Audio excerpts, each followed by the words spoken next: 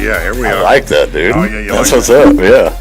Let me turn these mics down a little bit. They're hot. Yeah. Yeah, What's dude, I going like on, that buddy? intro. What's up, dude? Man, Good morning. I'm excited about it today. We got some great guests coming in today. Josh Taylor from First Horizon is going to be here, and then we've got a guest coming in today. I'm not going to name him yet, but I'm very, very excited about him coming in. Very interesting information that I think a lot of people in Saline County will enjoy. Go ahead. Will you let whomever that is come on in? It could be one of our guests right now, as a matter of fact. Right on time. Yeah, right. So good morning to everybody. It is Patrick and the People. Hope that you're following us on YouTube for sure. I expect this morning that we'll have some new friends in chat today. So I'm super excited about it. Oh, there's Angel right there. Hey, Angel, how are you? Angel, see you're in there? That's great. That's great. What's going on, man? How you doing? Man, come on in. Have a seat, man. How you doing, man? Good. Good, man. Want me to jump right in? Yeah, man. Just Yeah, come on come in. on. Throw those headphones on and have a seat. Tell people who you are real quick. My name's Chris Dickie. Yeah, you had to turn that mic right towards your face there. Yeah, and let me turn it up for you. All right, go ahead. Chris Dickie. Chris Dickie. All right. Yes, sir. Yeah, we're going to talk to Chris here in a minute about something new that's going on that I'm very enthused about, and I think a lot of people will be in Saline County. But first, we're going to get to some news you can use, and we'll go through that. Feel free to comment as you see fit. You know that, Bundy. Let's just knock these out, and we'll try to hurry up with it. Let's see. They say your 4th of July barbecue will cost more this year. No shit. Yeah. Everything. Right. Well, yeah. What doesn't cost more? A hotel in China is being forced to end a special wake-up call service. The Forestry Bureau told the hotel they can no longer bring red pandas into guest rooms and put them on the beds to wake the people up. The scientists called it animal abuse, and authorities say wild animals shouldn't be treated as amenities. I'd be more concerned it was going to eat my face. Yeah, are these like cubs? I guess so. grown? I mean, if they're putting them on the bed, I assume they're smaller, not the full-size one, man. That's no for me. Let's see, what else do we have here? Looks like a bunch of celebrities are writing a letter to Congress about SNAP and Medicaid cuts from the federal budget. So, yeah, more celebrities jumping in because that matters. Yeah. That's going to hurt us more than help us. I Yeah. feel like. If you want to experience the rodent side of New York, there's a special tour for that. Suzanne Reisman is leader of the Garbage and Rats in New York City walking tour. They take tourists through the most rat-infested sites while sharing facts about the rodents. During her talk, she shares the history of garbage and litter that's piled in different parts of the city and how dog poop is a big issue, but rats love it. It's one of the most popular tours for visitors and locals. That's crazy. That is I've been to wild. New York a couple of times. Have you? And, haven't done the rat tour. Where did you go, like New York City? Yeah. We stayed in Queens the first time, so just to, had to hop across the river. Right. And then the second time we stayed right around like the old Hell's Kitchen neighborhood, Oh, so right okay. there close to Manhattan. So did you go do all the tourist things? Or No, man. We just like to kind of screw around. We just walked around, kind of Yeah. sight saw and, didn't do any paid tours. But, Right, right. went to Central Park, went and saw the bull, Mm-hmm. walked around Wall Street. We're just, we're simple Arkansans, just kind of gawking get at you. everything. But, So what did you enjoy the most when you were there? probably Central Park. Yeah? Yeah. Because it's in between a bunch of buildings. There's a square it's building. just cool. Yeah, it's cool that there's this whole green oasis in the middle of all the buildings. chrome and concrete and stuff. That's dope. But That's yeah, we cool. love New York, man. All right. President Trump wrapped up the NATO summit in The Hague with a press conference yesterday. He said the U.S. will meet with Iran next week, even though he says bombs blew out their nuclear site. A shaky Israel-Iran ceasefire is still holding, and the president thinks both sides are too tired to fight on. So, also, I will tell you this. Say what you want, but everybody but Spain in the NATO group agreed to up their ante and pay more into NATO. Yeah, so that's a positive. It's What's up with Spain?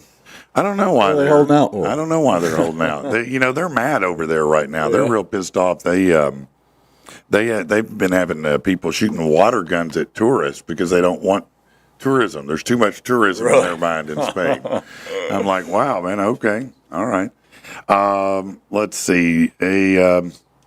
Vaccine. All right. The CDC Vaccine Advisory Panel says it's going to. Says federal vaccine advisors met in Atlanta for the first time since RFK fired the old panel, picked his own. The new chair said the two work groups will study today's long list of shots for kids that the vaccines that are required, and they're going to take a look at the data and make sure that all of them are still should be used. Hey, somebody who was on death row for 50 years got executed. He was probably like, "Please, I'm tired, man. Yeah, get me out Shit, of get me done." Yeah, he was 79. Chuck Schumer's gone to the hospital. He's 74. Apparently, he felt lightheaded while exercising in the Senate gym during a heat advisory. Yeah, he's 74, exercising in the gym during a heat advisory. He probably did feel that way. Nestle says it's removing artificial dyes by next year, so it'll eliminate all synthetic colors from U.S. food and drinks by 2026. They said 90% of its products are dye-free now. So, but, strawberry milk still uses red number 3, which was recently banned. It's been banned. Those dyes have been banned in overseas for a long time. Oh, yeah, long time. Yeah. Long time. Yeah, they're not good. Here is something good. After a devastating hailstorm destroyed their home in Shepherd, Montana, the Dalton family got an outpouring of community support. One woman, Joanna Poloni, made a particularly generous donation, a 29-foot RV trailer that allowed the family to return to their land and regain some stability. That's what's up. Yeah, that's pretty damn cool. That's good to see right there. A couple other good things here. Let's see. Police departments across the U.S. are issuing kindness citations through a nonprofit initiative called Kindness 911, where they recognize people for doing good instead of breaking rules. Well, how do they do that? If they turn the lights to pull me over All right. and then give me that, I'm still mad. Yeah. I'm still pissed mad, off. man. Yeah. Don't do that to me, man. And I feel like, depending on where you catch me, like, you might have pulled me over to give me a pat on the back. Yeah, but now what's up? Yeah, it's going to stink if you're going to come over here messing with me now. Yeah. Best friends Eris Isaac and Carden Mack. They're both students from Pride Elementary School in New Tampa. They recently co-created a beach cleaning robot called Orca, short for Ocean Robot Collection Administration, as part of a project to address beach pollution. So they used cardboard, wood, and an RC car. They built a functional prototype and tested it. Motivated by cleaning up the area and with support from their families, they hope to attract investors to develop to a full-scale product. What are your kids doing today? I know mine weren't doing that. No, man. We need anything we can to clean the beaches up. I know that's right. That's for sure, man. If you want to talk about pollution or anything like that, I always say I'm not listening to anything anybody says till you clean up the great garbage patch in the Pacific. Yeah, that giant that's floating muck of plastic. just miles of stuff there. Yeah. Wolfgang Van Halen, that's Eddie's son. Mm-hmm. He was going to perform at Black Sabbath's big send-off. That's July 5th, but he's having to back out. He'll be with his band Mammoth opening for Creed, and that tour starts the day after, so he said he couldn't swing both. He was bummed to miss it. However, it will feature big names like Metallica, Guns N' Roses, Tool, and a lot more. Be interesting to see how GNR does. Right. Because sometimes you see Axl sounding good, and sometimes you see him sounding really good. bad. Yeah.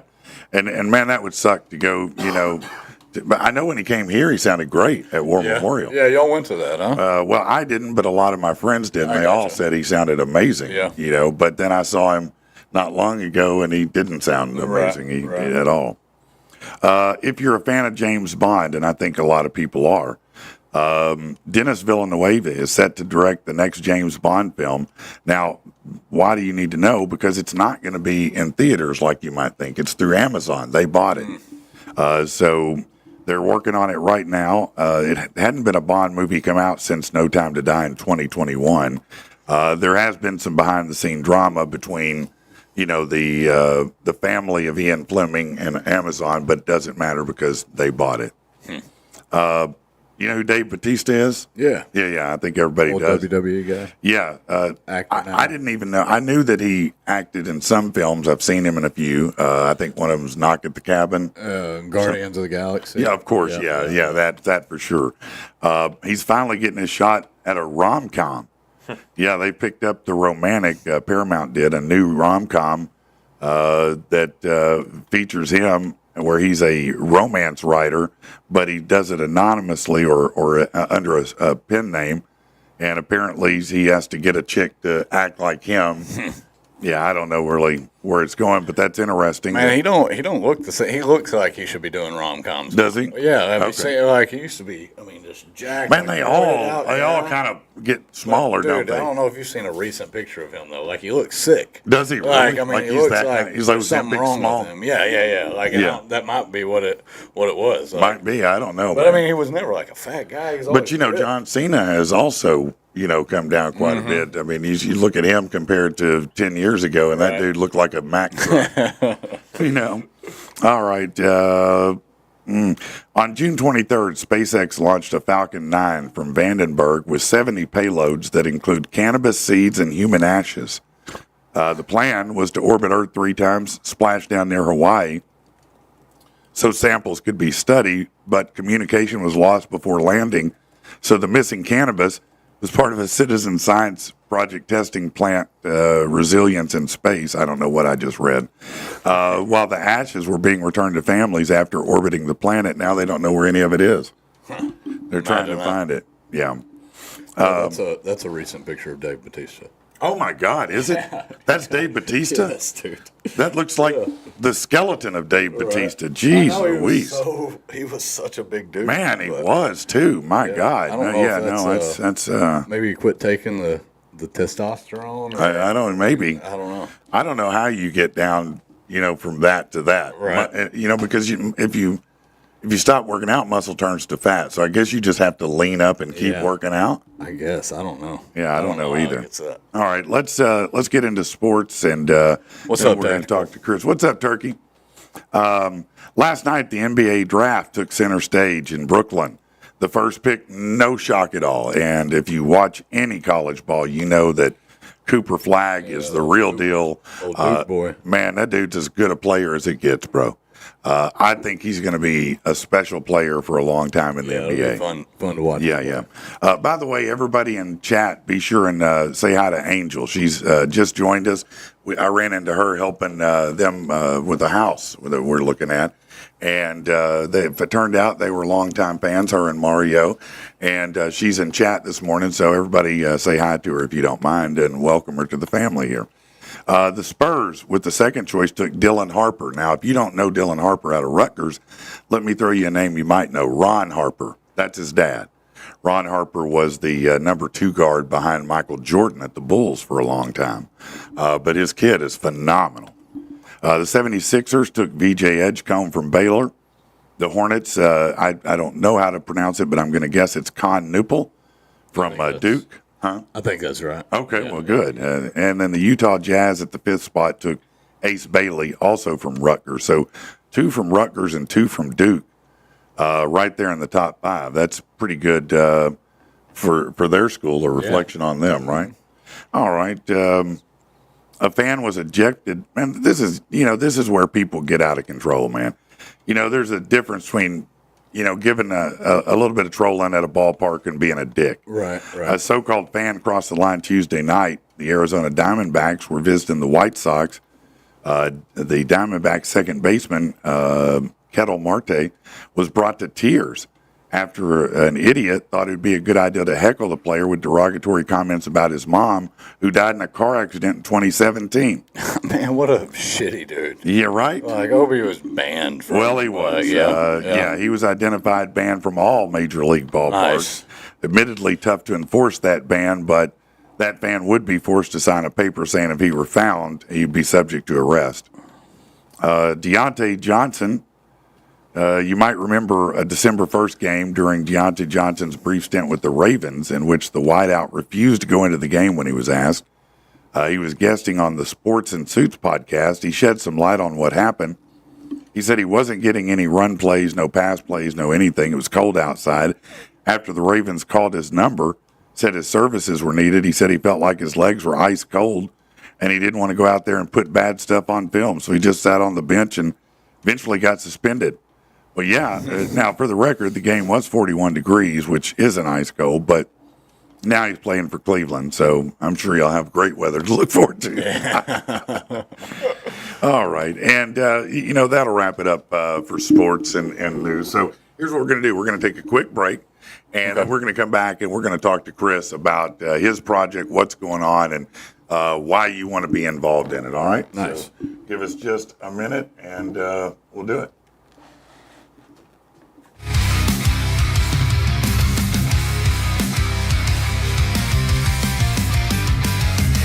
Space you style, a certain eloquence. The masses drawn in like a magnet, seducing a room with no need to convince, finding themselves warm deep in your pocket. If it's story painting, you're the Picasso. Every stroke is you in full color. Look on stage, it's the maestro. But what about when the show's over? When it's over, when the gallery closes and the audience leaves, and the only people left are just you and me. What happens when they figure out that all they've really seen is a collection of your forgeries? The finest brushes are proudly displayed, the best canvas and solid oak frames, like a studio in the heart of Marseille. The vibrant colors of a con game, showing off your truest talent by painting me in this corner. The canvas isn't even dry, but they all see you as a mourner. Oh, in mourning, when the gallery closes and the audience leaves, and the only people left are just you and me. What happens when they figure out that all they've really seen is a collection of your forgeries? Of your forgeries.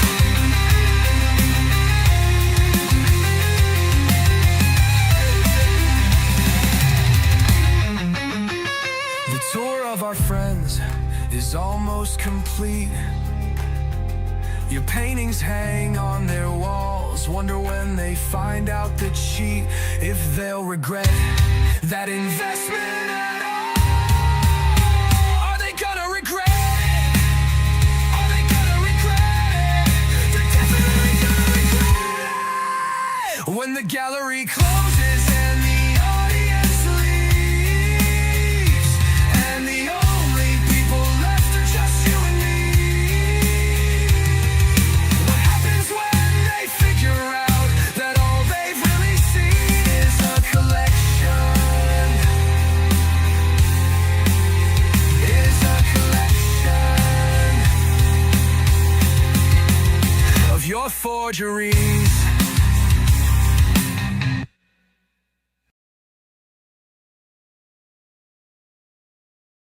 Sorry, that's my bad. We're running our mouths. We got a whole crew in here now. Let's hold on. Scooch this way a little bit, Chris. And y'all, if you wouldn't mind, don't put your phones on the table, only because it'll make the mics brag. So I want to take a moment and introduce Chris Dickie here. Chris Dickie is the next in our series of Reinventing My Life. And Chris has not only an amazing story, but an amazing new opportunity and project to announce for everybody. Chris, tell them a little bit about, what you got going on, man. First of all, good morning, and thank you for having me on. Of course. Yeah, good Looking morning, forward to brother. this discussion. Yep, Chris Dickie, and I've had an opportunity to turn my pain into purpose, and find an avenue where I can take all of that negativity that I used to operate in with my life and start pouring into people that are seeking relief from addiction. Yeah, so you had a history yourself with some addiction, and you don't have to, get into the mud on it, but can you kind of give an overview of what your challenges were, what you dealt with, and how long that was? We can get in the mud if you Well, want. it's on you, man. I'm completely open. I'm and here I think for it's you. important to do that and be transparent because there may be somebody listening that No, you're right, and I don't speak that language and connect. go ahead, lay it out, man. So I'm a polysubstance user by trade, if you will. But I always ended up in the bottle of alcohol. I would try a bunch of different things But I'd always end up with alcohol, and I always, it's kind of funny how my mind used to work, and when alcoholism takes over, I kind of talk about it's like it's like the little story of the guy that's marooned on a deserted island, and he finds the genie's lamp, and it's this little drunk guy, and he rubs the lamp, and genie pops up, and he says, "Okay, I'm going to give you 3 wishes. What do you want to do?" And the first thing he wishes is, I want the finest bottle of alcohol you got, and when it's gone, I want it to magically just Keep filling back up. So he goes, poof, there it is. Finest alcohol, his dream. Yeah. And he chugs it down, and it goes gluck, gluck, gluck, gluck, gluck, Right. fills back up. And then the genie says, "What are your next 2 wishes?" And he says, "I'll have 2 more of those." That was me. Right.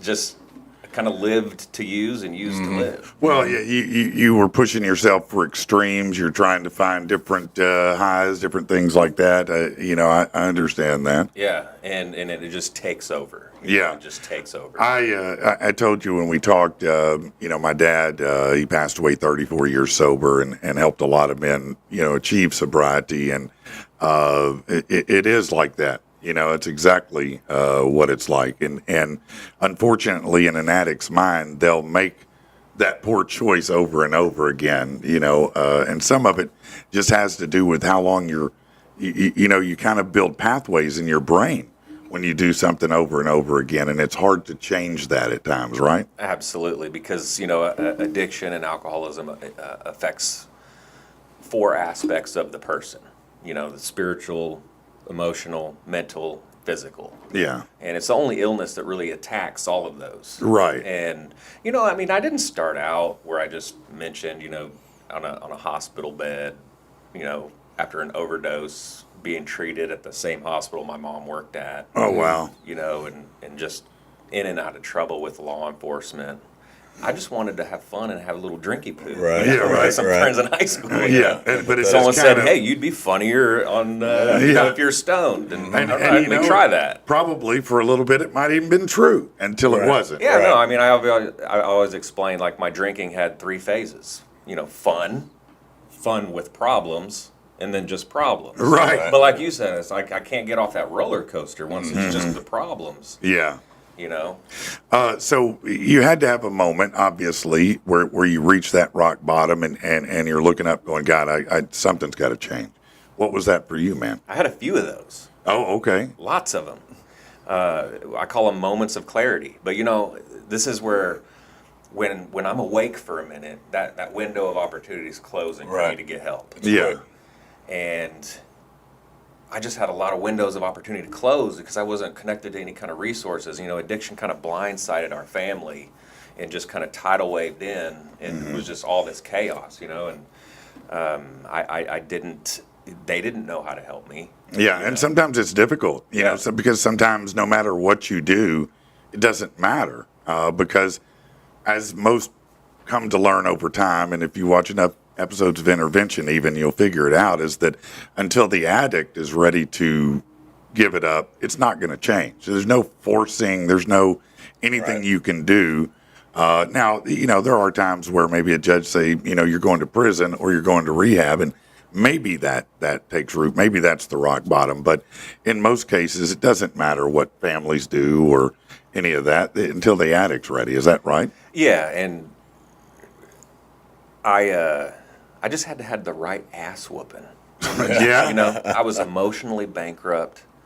I had the old saying is I was sick and tired of being sick and tired. Right. But I finally had a mentor come into my life, and he finally gave me some truth, and I'm forever grateful that he cared more about my life than hurting my feelings, because he stomped. He did not care about my feelings. He just continued. He just booted him like that. Absolutely. Yeah. And so he said, if you walk 10 miles into the woods, you got to walk 10 miles out. Yeah. All this shit you've been trying to side skirt, Right. all these things and people that you've hurt that you're shucking and jiving and away from, you can't even look me in the eye, right? What I mean? Right. He said, I want you to go, find a journal and go start writing in it. And here's, it's true. If I'm 10 miles into the woods and I've got to walk 10 miles out, I'm writing I'm in a room by myself, okay? Mm-hmm. I'm writing down, and I read back what I just wrote, and it's a damn lie. Right. Wow. You know, man, You're can I lying be to honest yourself. with myself Right. here? Yeah, that's You know, crazy. and so I was just odd.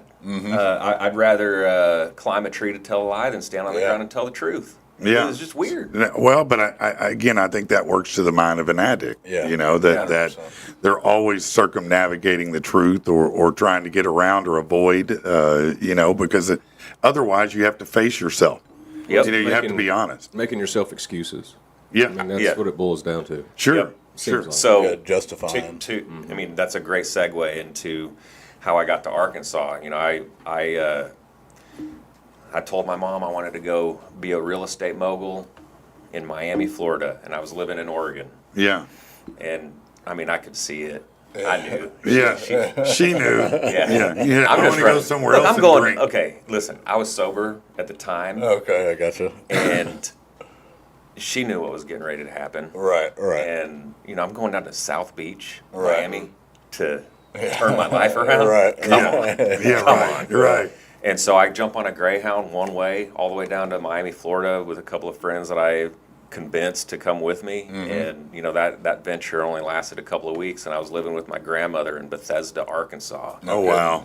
Well, July I've never 5th. heard of Bethesda. I- Where is well, It's that? right next to Maryland. Batesville. Oh, okay. Yeah. Yeah, so it's a very exciting location. Very for sure. exciting. There's not much to do there but drink, to be No, honest. so Or listen, drugs. I had these grandiose ideas for my life. And I give me a couple of drinks, and then I need a napkin because I've got it all Right, figured right. out. Yeah, yeah, you I've got it the all figured out. solution. start writing shit down. But it's just, it's chicken scratch in the morning. Like I can't even read it. Right. And so I'm calling my grandmother, and I said, "Hey, I need help. My mom won't take me back." Right. Yeah. Which is another miracle. By the Yeah, way. I and it's called hard her. for a parent to do that. As if you watch Intervention, half of them, man, they can't let it go because they feel so guilty. Like if I don't do something, they're gonna. especially in a different state all the way across the country. Right. Yeah, So I said, "Mom, can I need to come home. I made a mistake." And she's like, "Yeah, I know." And she said, "But you can't come back here.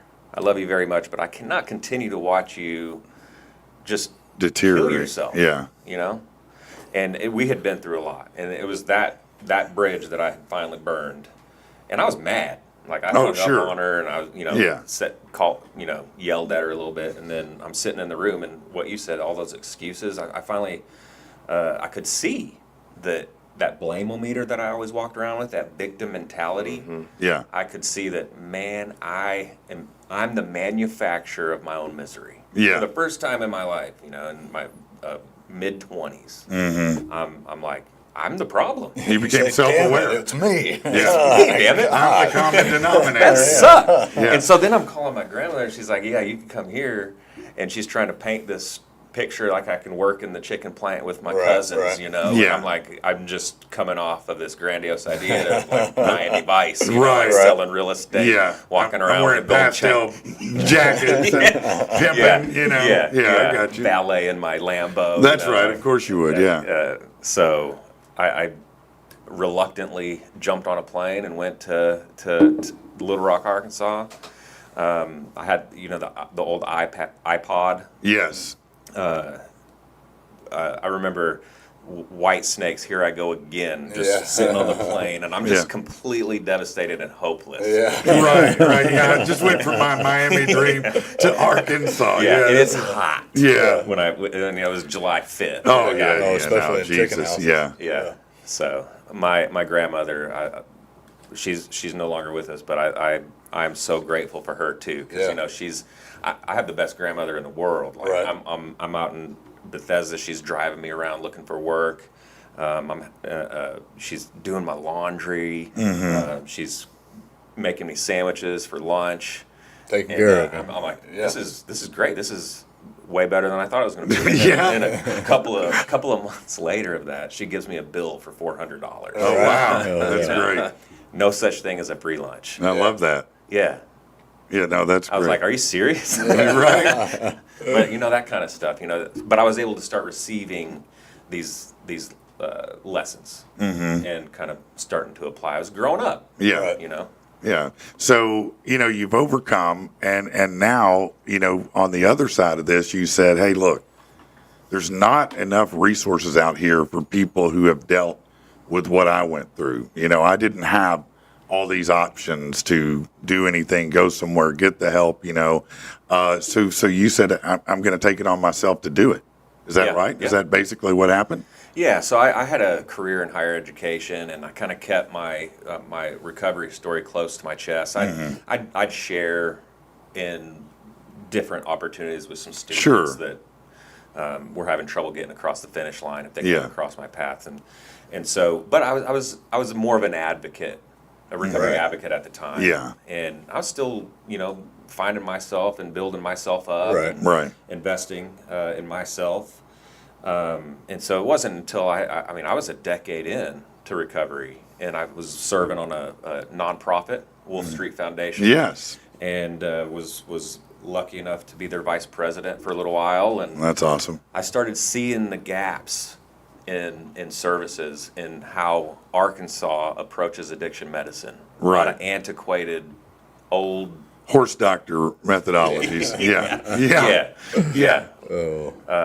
Have you had your lobotomy?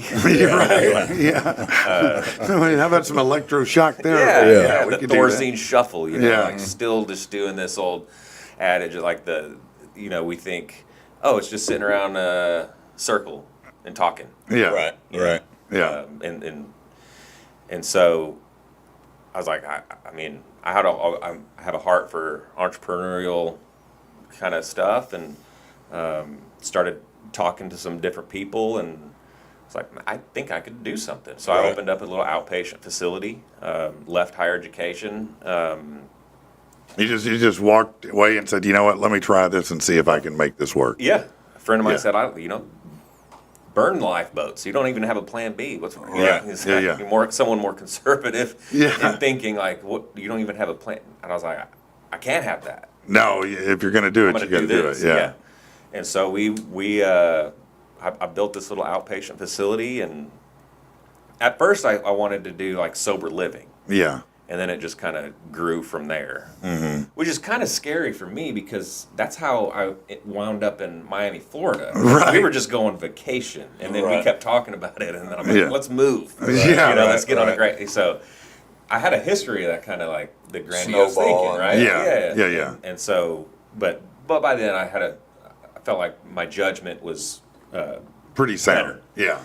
And so we did that, and we just kind of struck a chord. We were different, and we were disruptors in the space, which was good in a positive way. Yes. Yeah. And so we started meeting people where they're at, treating the whole person, and I think that was the biggest part. Is like, I'm not going to tell you what you need to do. Let's listen to what your goals are. Right. You're right. And figure out a path forward. And I But got a it was- therapist and a physician, and we started out. Yeah, it wasn't a one-dimensional approach, and so many are one-dimensional. They focus solely on the addiction, maybe not the underlying causes that led to it, or the spiritual aftermath, or the physical issues you've created for yourself. And so you were focused on all four of these and trying to heal everything instead of the one thing. It's not one size fits all. Right. It really isn't. No. And we're dealing with people. Yeah. There's some similarities, Right.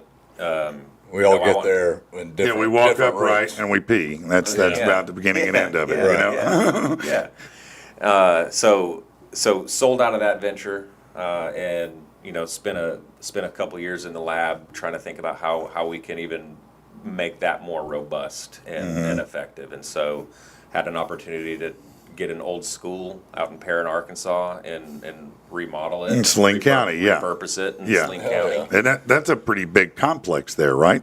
Yeah, it's we've repurposed probably a little over 25,000 square feet. Wow. That's like the size of a super center. Honestly, that's what it is. Yeah. But I like it because each place has its own building. Yeah. Right. It's not just one All big in one warehouse. Right, it's a campus. Right, It is a campus, and covered walkways, because I like that we have to move around Yeah. to get to each place. Yeah, you're not stagnant in one Exactly. spot. Yeah. Is it off of Highway 9 or where? Yep. Okay. Yep. It's really the only thing in Perrin, and it's kind of an interesting location, which I like because it's serene. How long have you been there? We started converting it in January Okay. of this year. And Because I deer hunt at Winona. So I mean, Okay, yeah, you probably passed by I the school literally all the drive time. down that gravel road beside it and kind of access some property back All right, yeah. Illegally. Allegedly. Kidding, just kidding. It's a WMA. Yeah. So I love the old school, and the community's been very helpful Yeah. in supporting what we're doing, and breathing new life. I mean, people used to learn their ABCs in these buildings, and Yeah. now it's Right. a place Oh, of that's healing, dope. and so it's kind of a Cathartic ending, we've yeah. kept some of that old signage from the Yeah. school. It's kind of keep it there, Right. keep that history alive. Well, there probably benefits the community out there too, because there's nothing out there. There's not even a gas station right there in town anymore. Not anymore, yeah. Yeah, no, I'm certain it does. So this facility, it's going to provide the services, but what are you looking to do for people? How does it work? How many people can you help? I mean, so many questions here. Yeah, it's a 44-bed facility. Oh, wow. Nice.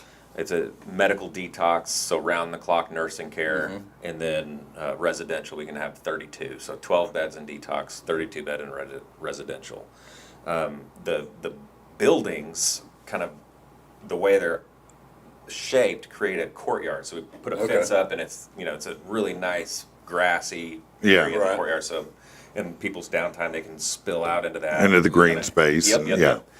yep. But when they come to us, the first thing we do is welcome them. Right. And one of the things too that's like that uncommon common sense is customer service. Yeah. Taking that energy and answering the damn phone. Chris, You got to answer the phone. These people are in crisis. I don't want to sidetrack us at all, but you couldn't be more right. The number one lost art in business is customer service. As a matter of fact, I feel like a lot of my success in real estate is a direct result of customer service, and so many people don't give it, but you certainly don't think about that in a rehabilitation and addiction scenario. You don't think, most people wouldn't, first thing they think is, oh, do you provide good customer service? Right. Yeah. But when you say it, it does make sense, Yeah, my wife, who's listening, Nicole, is probably loving that Nicole. I'm talking about Yeah. this.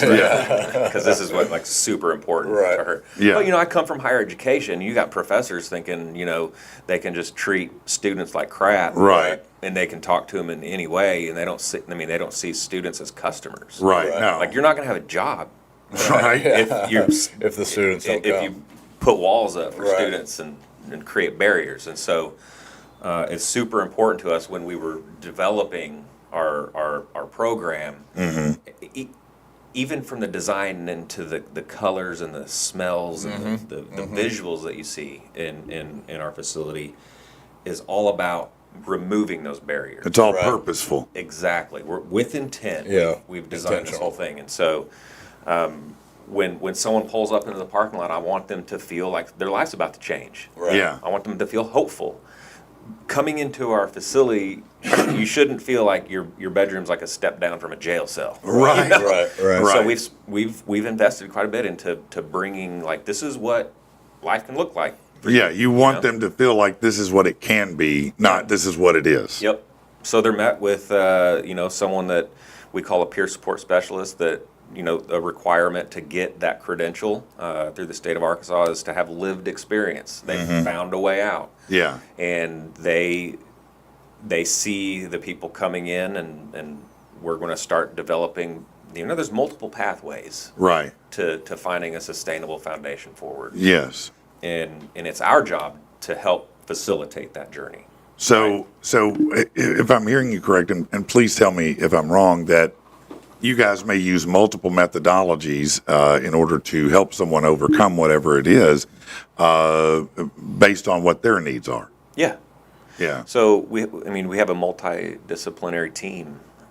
It's going to start most of the time in our medical detox, and so we're, sometimes people come in with a pharmacy in their Right, bag. You know? right, Yeah, right. I know people like that. Yeah. So but it's that thing that they don't know any better. They're just trying to solve this problem. No, they Fill have. this. Yeah. And you have different, doctors or whatever, different professionals, and by the time they get to us, they've got all these things that may be a hindrance. They And very so well could we're, be, We're yeah. gonna level them off and get them physically stable. And another part of our medical detox is while we're providing that top of the line medical care, we've developed a little med spa. So we have Oh, nice. a sauna. Hell yeah. Oh, wow. Zero gravity massage chairs. Nice, 'cause nice. it supports The physical. yeah, we're going to sweat those toxins out. Yeah. And so it's kind of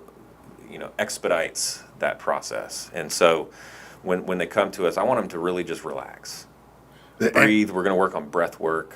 And that is very counterintuitive because you think about, and I know this from, again, I grew up around AA, Al-Anon, Alateen, because that's what my dad, my family was about. My father was sober, like I said, 34 years when he died. Now, before that, it wasn't good.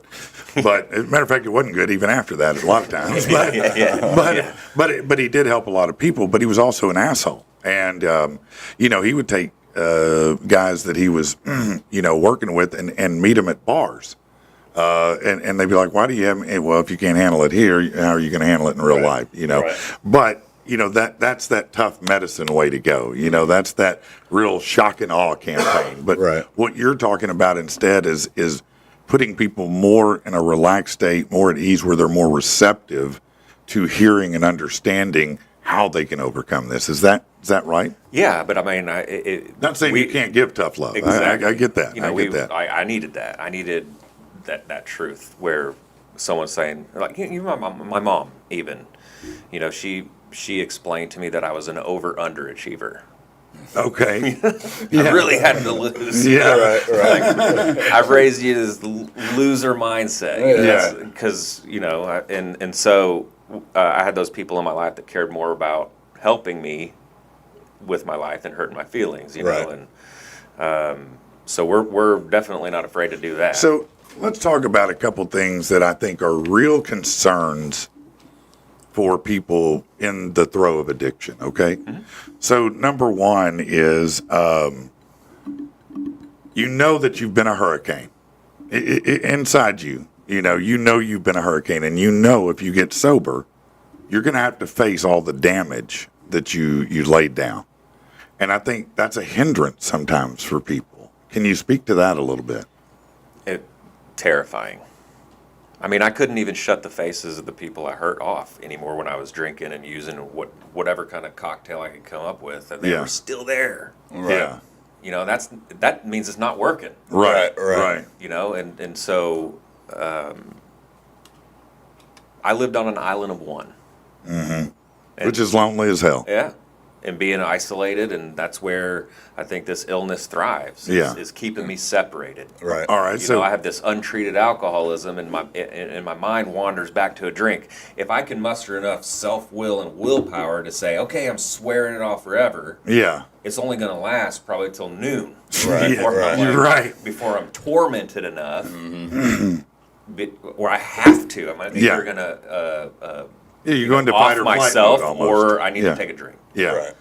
Or something. And so when I find this all-inclusive environment of recovery and these people that are waiting essentially for me to help me, I'm no longer living on an island of one, and I feel empowered enough Right. that I can face this shit. Okay. Right. So the second thing that I know is a fear for many is, okay, yeah, so I do this, but then shit's not going to be fun anymore. Life's not going to be fun. I'm not going to be able to have a good time. Not going to be able to go out and have fun. All my friends are going to be able to drink and stuff or party. And what am I going to do? Be the knot on the log? Right. Yeah, I mean, it's everybody I knew drank, right? Right. Because that's how I developed my life. That's Yeah. just where it went. I actually we have a website called Shop at Peak State Recovery, and it's apparel that's different, and we can whoever buys the shirts, all of our profits go to scholarships and helping people get That's awesome. into programs that don't have resources. Yeah. But one of the shirts that we have is sober but still fun. It's one of my favorite ones. That's a good one, yeah. But like, it's this idea like recovery is where fun goes to die. Right. In the beginning, it's like you go to like maybe a support group and you're hearing all these people laugh about these tragic situations, Right. and you're like, nothing's funny. Yeah. Like yeah. I'm dying here. Right. Yeah, Right. yeah. I've got all this stuff, and they're just like, "Hey, it's okay. Just clean this ashtray. Yeah, right. It'll all be good." And I'm like, "I got real problems." Wax on, wax off. Yeah, that's it. And they're like, "Go chop the wood. Yeah. Just keep your mouth shut. Go chop the wood." Yeah. And they're teaching me discipline. They're teaching me this consistency. It's Right. like just win the moment, win the day. Yeah. It's Yeah. moment by moment. You're not gonna fix all of tomorrow's problems today. One thing at a One time. idle hand, What you right. can control. And it's Yeah. and I'm glad you brought this up because it's about establishing a relationship with someone I can trust, I can call. Like, hey, I feel like I didn't. So my dad died in September of 2020. So it's towards the end of the pandemic, but it was from alcoholism. It wasn't because of the Oh, okay. So this was a family disease as well. absolutely. Yeah. And so if you've ever seen someone pass away because they were in the throes of addiction or alcoholism, it's ugly. It's not pretty at all. And so I was grateful that I was able to be there for him and helping them to the other side. I don't even know where I was going with this, but Well, you're talking about people you can trust. oh yeah. So I wouldn't have been able to do that for him because our relationship was so tumultuous and Right. toxic. Right. And by the end, I had healthy boundaries set up, but it caused us to not have a real close relationship. Right. But because of strong mentorship and people that I trusted, they helped me be there for him. I wouldn't have been. In ways you couldn't have, No, yeah. my resentments towards him, Yeah. if I didn't ever overcome those over time, I would have. Yeah, just letting some of that shit go from the past and being there for somebody in their Yep. most vulnerable, and even if it's self-imposed, like alcoholism or, something of the like, it's. Yeah. So I'm able, with the help of others and my support, I'm able to do things that there's absolutely no way I could have done by myself. Right. So, you get in there and obviously you got a detox, but it sounds like you deal a lot with the root causes as much as the alcoholism and or drug addiction. That's some people say that's a symptom of the problem. It's a problem all on its own, but there are root causes, right? I mean, I believe so. Yeah. And a lot of it's like we're stuck in these cycles of behavior. Like you said, you alluded to earlier, right? So it's kind of like we have two separate programs. One is that relax, the war's over. Right. You're off the battlefield good. finally. Just take it easy for a while. Let's focus on your breathing. Get in the massage chair. Because we're preparing you for what's next. And we Yeah. believe motion creates emotion. Yes. Motion creates emotion. We're about to get busy. Right. We're an into action program once you get into the residential side. Yeah. And so those two work seamlessly together. Once you transition out of the detox, shit's about to get real. And Yeah. we're going to be there with you Yeah. every Right. step of the way. In a lot of our all of our activities that we do in the day for our schedule is with intent. We're finding out through group, through individual, through different activities. We have a full gym, Oh, wow, yeah. That's for great. exercising and, Yeah. and getting busy. We have a yoga and meditation studio that's Nice. fully immersive. I invite you all to come out, take a tour because it's Yeah, really for sure. cool. That's cool, man. I found this company in Arkansas, and I told them this idea. I had inspired by Disney Okay. World, because they are obviously Immersive. Yeah. all about touching on all the senses. That's right, yeah. And they're like, I think we can do that, and so they did. And we've got fully wraparound visuals. That's cool. With aromatherapy, sound. Nice. That's and then- nice. That's nice. Yeah, and then of course we've got the courtyard and volleyball, cornhole. I got a 5-foot Jenga set. Yeah, Oh, nice. yeah, You yeah. know, people can kind of do that. Right. So we do a lot of team building exercises as well. But yeah, we're really innovative and different to this approach. So We're not what sitting about- around?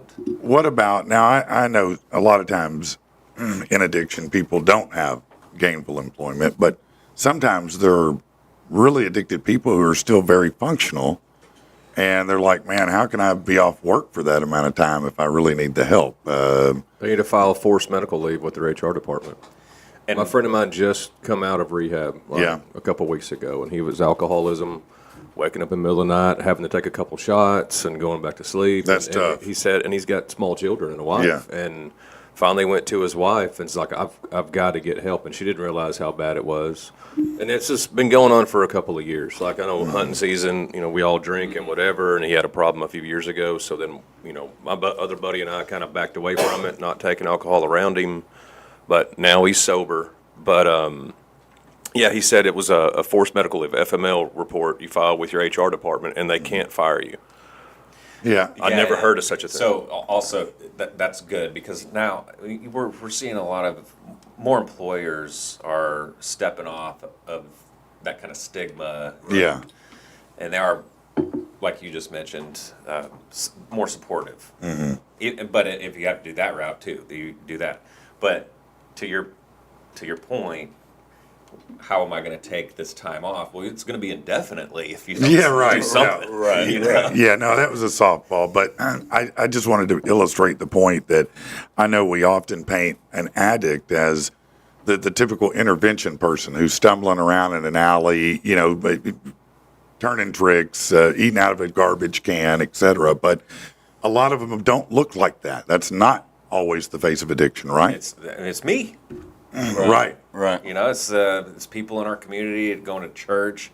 You see them at the grocery store. Seeing them at the Travelers Stadium. Yeah. They're just here. Yeah. But each person that we encounter has a different set of consequences, and some have to go further than others. Right. That functional type, we're going to help. We treat professionals. It's discreet and confidential for everybody, but that's important to those individuals. coming in Absolutely, it is. That may have Careers or things tied to it. the medical foundation in order to keep a license. They've got to do certain things, and we're equipped to do that. On the other side, we have a career services department for those who don't have gainful employment. We're Okay. going to help you. That's amazing. We're gonna help you build a resume. We can even leave you with a headshot Yeah. when you leave. So let's say, and I know again, it's not one size fits all, but if someone comes into the center, what's the projected length of time they would be there on an average basis? Is it a 30-day? Is it a 90-day? What does it look like? So we're going to treat based on medical necessity, and that can be from 20 to 60 days. Okay. Yeah. Yeah.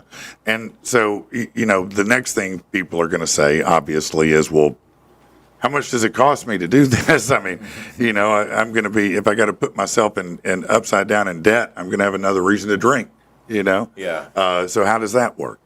So we've developed the best possible program in the most cost-effective way for someone. We do have scholarship opportunities, and there's financial hardship stuff that we can have someone fill out and Right. help. But we're primarily using commercial insurance. Insurance-based. Yep. Yeah. So your medical insurance Yep. would be a provider with mental health benefits that would cover that. Yeah. Nice. So I'm going to use this analogy. I'm stealing it from the Attorney General, Tim Griffin. Okay. He's talked about how it's treatment in Arkansas is like a big mosaic. All of them are different, but create this larger picture. Each one Right. is serving in a set of our population and offering different kinds of services that creates this big tapestry. Yeah. Right. And we're not claiming that we can fix or solve every single problem or challenge that comes our way. Sure. Not everyone's going to be a fit for our program. but we're doing our part. Right. And if someone calls us, though, and most of the time they're in crisis, Yeah. it's either that the person who's suffering or it's the family, Yeah. loved one seeking out. We're gonna help them find a place. We're not just answering the phone and saying, Oh, sorry, Good you luck. don't fit. Yeah. You're right. Right. Yeah. Keep, Denied. keep making calls. So, I'll give you a good reference. yeah. So, why Saline County?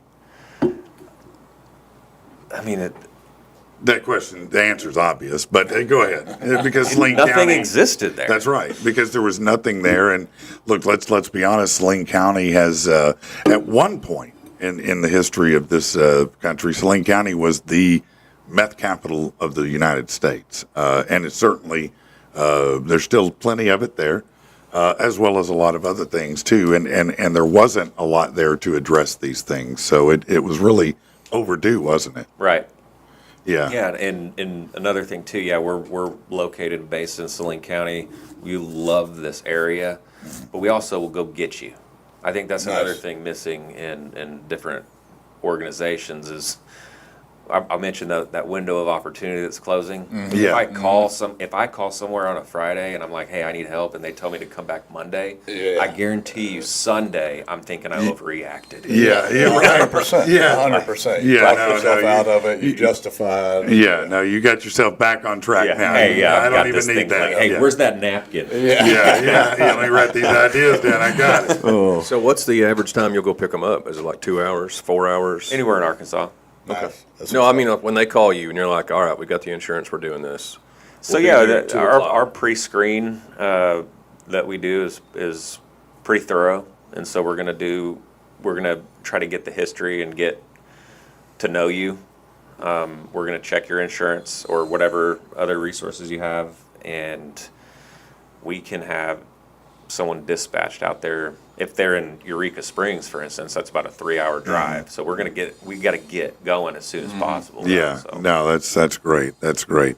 What is the name of the place? Peak State Recovery. Peak State Recovery. And now you guys officially launch this weekend. Is that right? Yeah. Basically. Yeah, we have people on the schedule. We're so grateful that the remodel is over. Yeah. And that we're finally ready. Finally we just ready got to through serve. a 3-day orientation for the staff, and That's great, man. I'm just really impressed with the team. Would you be opposed to me coming out and maybe doing a little a video of the facility and come on sharing out. this online and out. getting a little more out there with it? Yeah. That'd be great. Yeah, because I'd like to, dig into how we came up with the name Peak State, and being there. Yeah. Is Go ahead, man. We're here for it. We're not going anywhere. Yeah. You No, can no, dig if in. you- Oh, no, if you- yeah. when you're out there, oh you'll no, that'd be see perfect. how Right. that I name get you. Okay. really- Yes. No, I would love to. I think this is a win all the way around. I'm super excited about it. Is there a website? PeakStateRecovery.com. PeakStateRecovery.com. Well, as you can hear, somebody's doing something in here. We're going to take a quick break. I got to do a couple commercials. We've run a little long. Thank you, Chris, so much. Oh, thank you all. Yeah. Man, so excited. But stick around. You don't have to go anywhere. But we do right now because it's getting a little noisy in here. So here we go.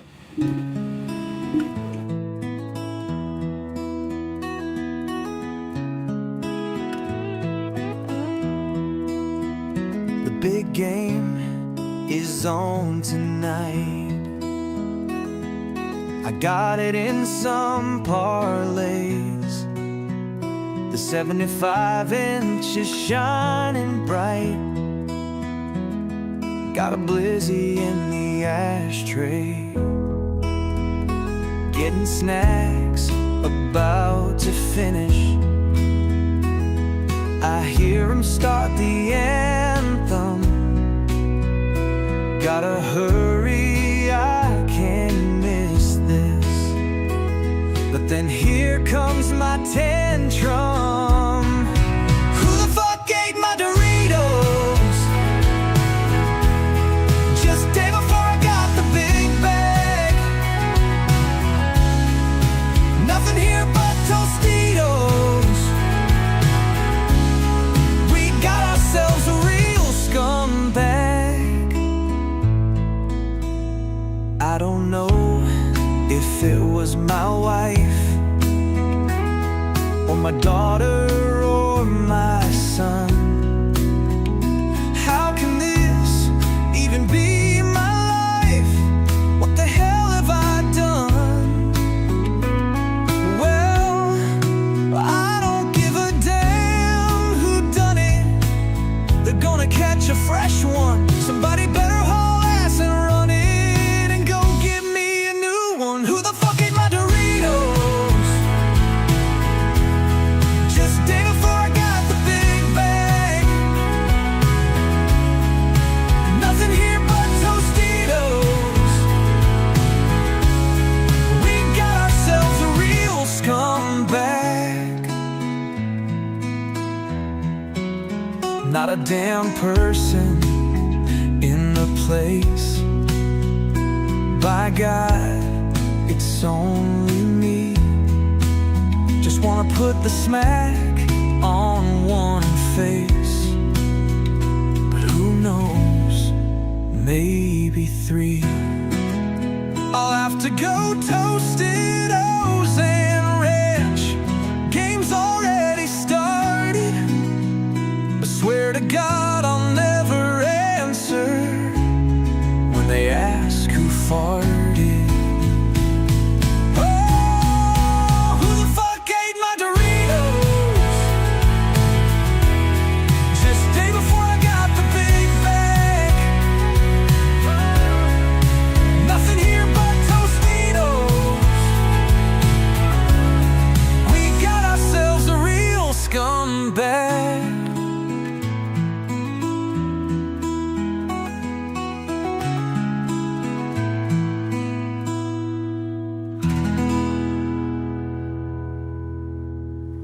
Man, I'm so, golly, man, I just love this. I do. I love this program. I'm so trying not to get emotional, but dude outside was just walking by, and one of the guys that worked for Legion, and he goes, "Man, you guys must be really coming up in the numbers."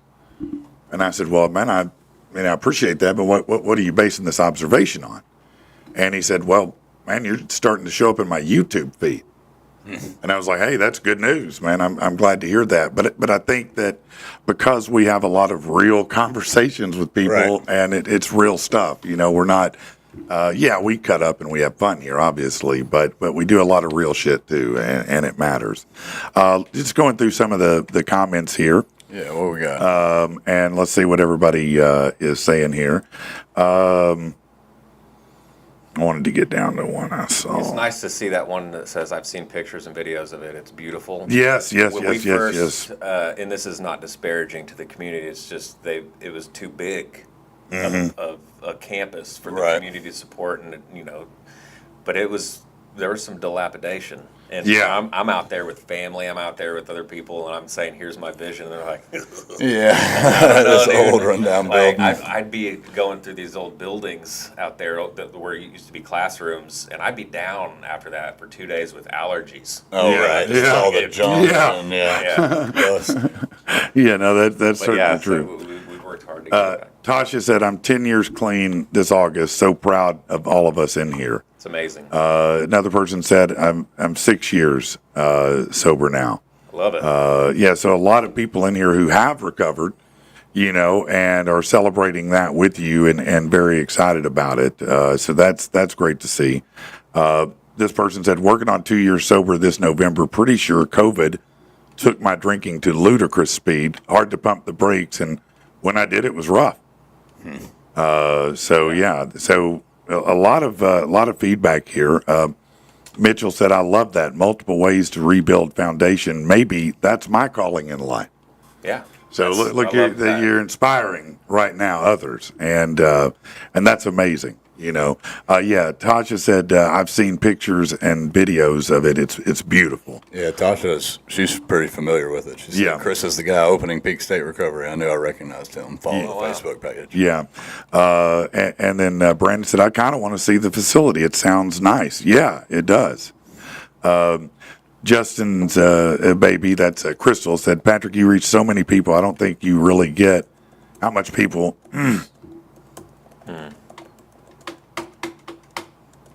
It's good shit around here, bro. Good shit, Patrick. Look forward to your show every day. Thank you, Crystal.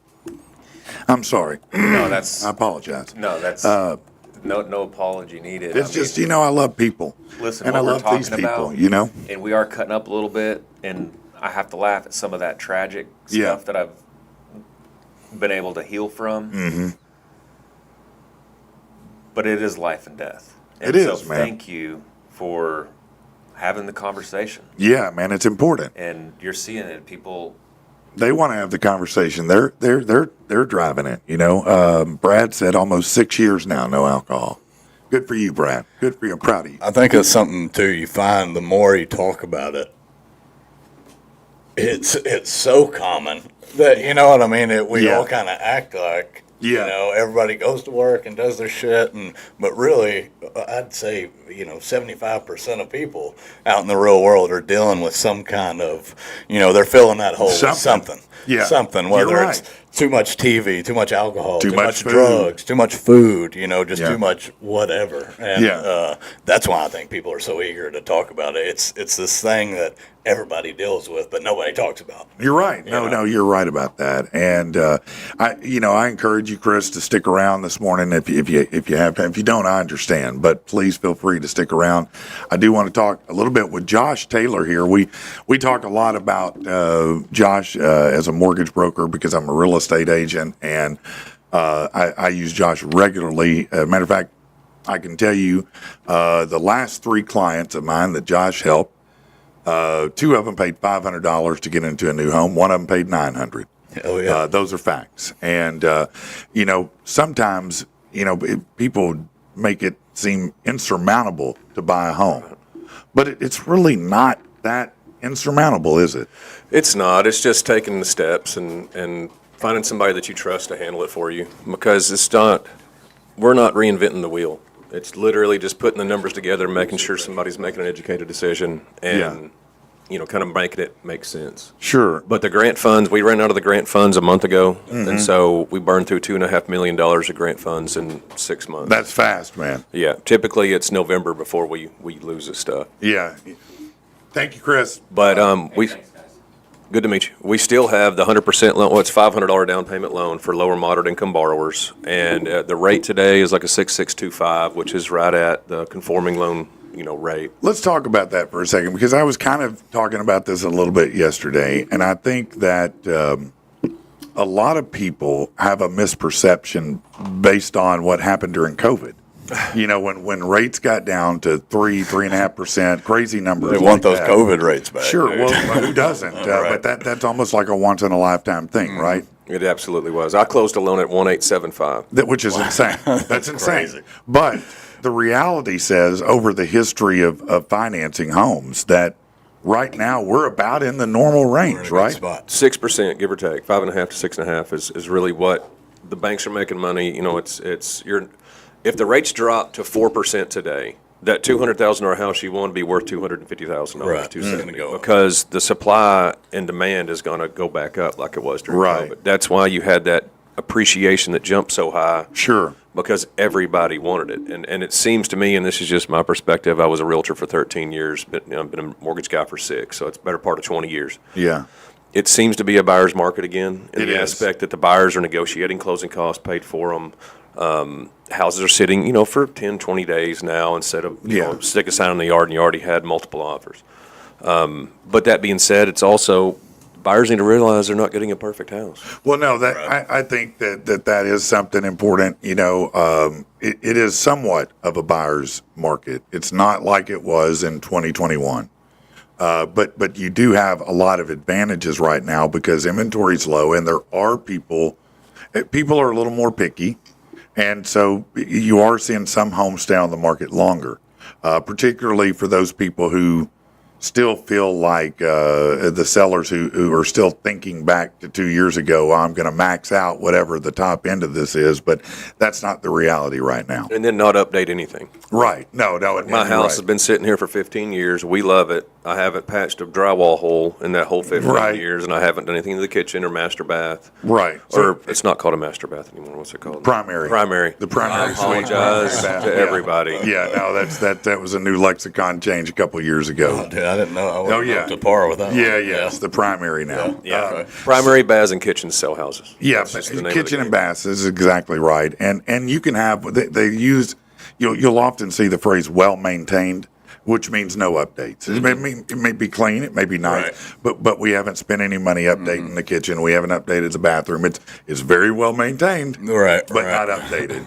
But, I mean, let's face it, a primary bath remodel is $8,000 to $10,000. minimum. Kitchen's going to be 100%. 20. Every Yeah. bit of it. Yeah, yeah. Every bit of it. I mean, I'm finishing my wife's bathroom. It's the primary bath, but it's my wife's bathroom. Yeah, of course it is. We know that. Yeah, we understand. We You know get what? it. I'm doing the drywall work when I have time, which of course is dragging out a little longer. But it's still, the tile job cost me $3,000 just for the tile floor, and then the custom shower fixtures is another. The vanity faucet and shower head and valve because it's a custom shower. Yeah, That's still $1,000. absolutely, all day. And that's really price shopping and looking around. Yeah. I mean, Trying to they be are price expensive. savvy. Yeah. And that's me installing it. I'm not. Right, The only right. contractor I paid was the tile guy. So let's start with the most common misperception, I think, among people who've never bought a house. And this is the one that I always have to talk to people about and go, okay, no, it's not that much. Okay. A lot of people think, oh, I got to put 20% down. But frankly speaking, that's more rare than common, right? It is. A lot of times I'll have the conversation with somebody and I tell this story regularly. It was kind of just after COVID. Had a borrower that was selling a house, getting a lot of money off of it, from the proceeds, and he was going to do 20% down on a 450. And I said, well, why are you going to do 20%? He's like, well, I don't want to pay mortgage insurance. I was like, you're an 800 credit score borrower. What is the big deal about mortgage insurance? And so for this guy, because I was a second call, right? He was kind of shopping around. Yeah. And I said, what if we structure this and I show you what it is at 5% down? Yeah, you have mortgage insurance, but I can pay off your car, your truck, your wife's car, a boat, and a credit card. And then, so they only put 5% down. Their mortgage insurance was like $90 a month. And I dropped $3,500 of monthly bills for them. And so now all they have is their house payment. That's pretty dope. So mortgage insurance is required if you put less than 20% down. I work for First Horizon Bank. We're almost a $100 billion bank. We've got a set price for 6 different suppliers of mortgage insurance. Yeah. And so we kind of have a card, they say, that is a really aggressive deal. But this 100% loan that we're talking about, or $500 down, there's no mortgage insurance with that program. And then the rate matches really closely to the normal conventional 5% down loan. And so it'll save you, $100, $150 a month by going with that program. But no, people, I still hear it about, I can put less than 20%. Yeah. And if you're a first-time home buyer, you can do a 3% down on conventional, no matter what your income is, as far as there's no income cap. Right. But if you make less than 70 grand, I mean, give or take, if you make less than 70 grand a year, I'm going to really focus on the low to moderate income programs because they're just going to be more beneficial. Right. And then that same loan, if the 100% loan, if you're buying in a lower moderate income census tract or a majority minority population census tract, I can use that program with different income limitations as well. Yeah. So I quoted somebody yesterday of $150,000 annual income of that program because they were looking in a lower moderate income census tract. Theirs was moderate, but like Walnut Valley and off of Shackelford. Yeah, and a lot of people That's would a be moderate income surprised census that is a moderate income census tract because it is a very nice area. Walnut Valley, if I'm not mistaken, if I take Cantrell exit, it goes up the hill there. Doesn't that go up the hill? No, not Cantrell. Okay. So that is Is that Pecan Valley? that's What is that? Southridge. Okay. And you've got Where's Walnut Valley? at? Walnut Valley. It goes between Markham and Rodney Parent. Okay. Yeah. Yeah, you're going to pass the red light at Merrill Inn. You've got Kings Mountain, where I lived for like 4 or 5 years, which is a dead-end road right there. But the house values are from 200 to 300. Yeah. And I can use this program, and there's no income limitation. You can make $250,000 a year if you wanted to buy there. I could use this program. Now, most people, I think, obviously there's more factors than just a number. There's a lot more factors than that. But The bar to enter is typically about 680, right? I mean, is that about where you find Credit score? No, I mean, so you can go down to a 640 with a government-backed program. Yeah. I mean, you can with conventional too, but it's not going to approve unless you have substantial reserves, which is, 401ks or whatever. But you're going to get it's going to approve easier if you're a 680 or above. Yeah, you're going to get some more favorable terms and things, right? Absolutely, and better rate. You won't have loan level price adjustments. And so what that is so say you wanted your rate to be 6%. No matter what, I was going to pay whatever I want at 6%. Well, whenever you do that, you've got to then price in rate and see what it's going to cost to get it to that, and that's a loan level price adjustment. So I mean, I'm not really big on buying rate either because you're just kind of pissing money away. Right. Are you just trying to sit on your porch and brag about your rate to your friends? Right. Or are you trying to get a house and make a fiscally responsible decision? Mm-hmm. Sure enough. I mean, that's true. So, when people come in, they're very intimidated a lot of times by the process, but it's really not that complicated, right? It's not. I mean, you've got a lot of people like yourself or me and your title company, and so you've got people that do this for a living, and we're here to kind of not dumb it down, but make it make sense. Yeah, make it. And so, like, people are so overwhelmed with closing costs, right? Yeah. They don't know what it consists of. So we charge $1,250 is our administrative cost. We charge $156 for pulling credit and $8.50 for flood certification. Yeah. And that's all paid at closing. If you get into a transaction and you don't like me and you just don't want to use me, you don't owe us anything. Right. We only get paid when it closes. Right. And every lender, you only get paid when it closes, and they cannot charge for pulling credit. We eat that cost if it doesn't work out. But closing costs consist of our fee, the title company fee, which is the closing fee, title search, title insurance. They'll pull for stamps for the courthouse because whenever you record a deed, the courthouse charges you per page. Mm-hmm. Your appraisal fee, which we collect on the front end, but that's credited towards you at closing. Right. I mean, and I'm really big on these financing illustrations and every lender has these, in the software, but it breaks it down. So you can see line item what this charge, and I can quote local title company fees so that, I can do a pretty accurate cash to close and a payment, including taxes, insurance, and mortgage insurance. But it's just making it make sense. And I like to do them. I sent a borrower yesterday the 100% loan and 5% down because they filled the app out at 5% down. And so here is the differences in this. Yeah. Make your decision. But I like to send it to them so when, you send it to a household, husband and wife can talk at night when nobody's around. Make the best decision for you and your family. Yeah. Don't let some clown talk to you and try to pressure you into doing this. No, if someone's pressuring you in real estate, then you got the wrong person. You got the wrong person. I promise you that. So Tasha said, how can, and I've got maybe a second answer to this, but how can we get a loan to remodel our house? How does that work?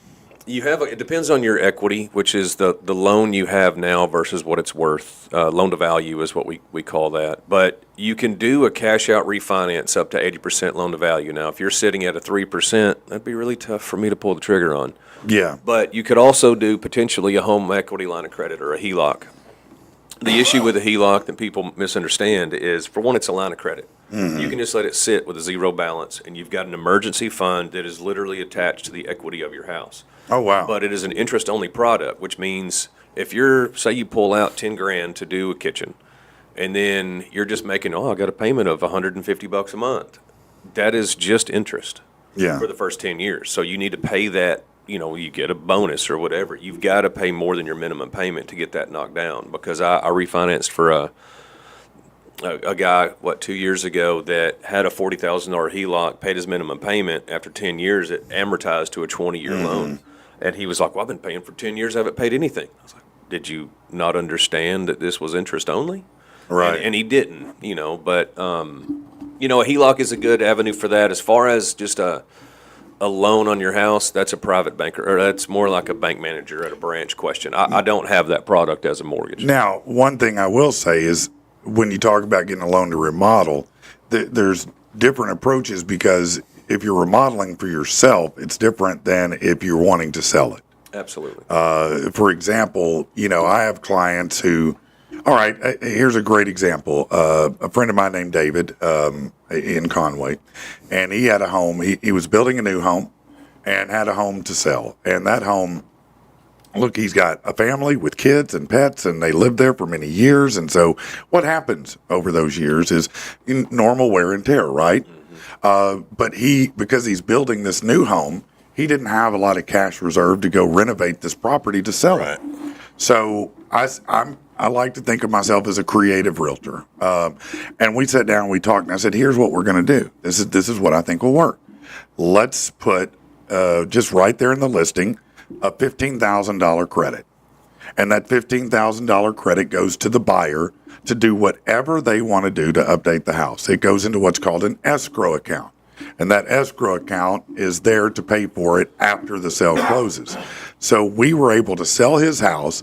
The person that bought it got new floors, got it painted, got all the repairs done. Actually, we negotiated up to $20,000 is what happened on it. And they got to do a lot, though. They got to do everything. Yeah. So when the buyer got it, it was exactly what they wanted. Mm-hmm. They got to help pick all the colors and everything in it. Right. And then he got to sell it and get the money he needed out, but at the same time make sure they got a good home. Right. So there are ways to do it. There are lots of creative ways. Sometimes I'll have sellers who have repair issues on their home, not just updates and stuff, but maybe legitimate general repair. Maybe the inspection comes and we find out, oh my God, you need a roof, or oh my God, your foundation, or whatever it may be. In that case, I have professionals I work with, and depending on the situation, they may go, you know what, I'll come take care of this problem. You pay me at closing. And so we work it out that way. There are lots of ways to overcome whatever you think the problem could be. Well, and sometimes you got to take a step back. Like there's a deal that I've had to terminate it because of some stuff that was beyond my control. But man, we tried everything to get this to go through, and it took literally a few days of just like, all right, I've tried this and this and this, and it's just the normal stuff isn't working. Let's just back up for a second. Yeah. Get your head out of it, and then bam, you'll think of something else that might work. Right. And this one didn't. It just, we had to pull a new credit report, and literally, if we could have closed it in that time frame, but they're buying a house and it's in probate, and so that drug out long talking to the judge, and then it needed repairs, and so then I had to pull a new credit report, and when I did, they missed a payment 3 weeks before I pulled the first report. And so it dropped his credit score 90 points from missing one payment. They were a day late. Yeah. On a 5-year note on a car, and that was the only late payment they made in the But man, they shot themselves. Yeah, I had that happen with a client of mine who went and we were 2 days before closing, and I try to warn everybody, but I guess he just didn't dial in. But he went to get a line of credit for furniture, to buy furniture, and we had to, hey. Can't close that thing out right now, And maybe wait. We had to cycle it through a little bit and get it back where it needed to be. But that kind of stuff does happen, Well, and I don't care how many tools you have in the toolbox. There's some things that you just can't control.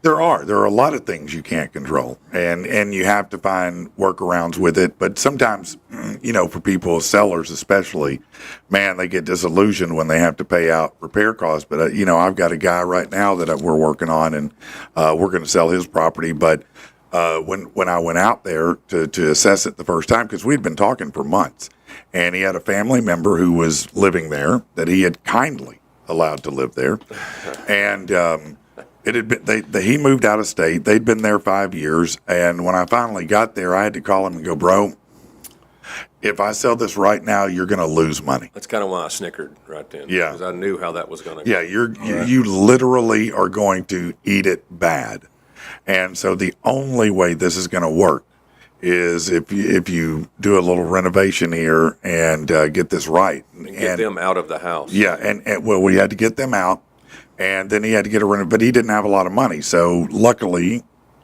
I had a team who said, yeah, we'll come do it as long as we get paid at closing. So, he dropped $19,000 in renovation, but now, where he would have made 50, he'll make, now we're priced at 134. So there's a big difference between 50 and 134 in what you take home, and that's what I showed him. I know this is a big bite to look at, but if you look at the long-term part of this, you're going to come out way ahead. But unfortunately, sometimes people don't treat you right, and family members are notorious for not valuing your property the way you do. Right. Yeah. What other things can you tell folks that are thinking about financing that might make it easier in their mind? So we don't charge for VA borrowers. We don't charge them our administrative costs of $1,250, and then we're also a government backed. We service Govy loans now, and so our rates are really aggressive. I quoted like a 6.25 the other day. Mm-hmm. At the end of the day, buying a house is not meant to be. You're not supposed to be steamrolled. I mean, make an educated decision. Trust who you're dealing with. If you call them on a Friday and they don't answer, you've got a problem. Yeah, that's true. Because, at the end of the day, it's service. And we talked about that earlier. Right. Everything in sales is a service industry. And at the end of the day, I'm a salesman that works at a bank. And it's service. You've got to answer your phone. My wife now knows that when my phone rings, I'm going to answer it. Yeah, it's unlikely if you call me and I don't answer, you can almost bet that within less than half an hour I will be calling you or texting you back going, hey, sorry I missed you. I was in the middle of this. What you need? I feel like that's me all day. I might not answer, but I'm a great callback guy. Yeah. I'll call you right back. I try to answer as many as I can. Well, and also don't let somebody just tell you what you're going to use. All right, let me visit with them. Mm-hmm. Look at, say, are there any other options? Yeah, why? Give me all the options. Don't accept whatever you're told one thing as the only thing. That's right. Now, I'm going to try to answer this question. You tell me if I'm wrong, okay? Brandon says, why does checking your credit make you less credible? Yeah. The reason, my understanding is that they don't know when you apply for a line of credit whether you're approved or not. So the bank has to make the assumption that it's being approved, and that's what I always understood. As far as him getting a line of credit to buy furniture? Well, no, he says, why does checking your credit make you less credible? In other words, why does your credit score go down with inquiries?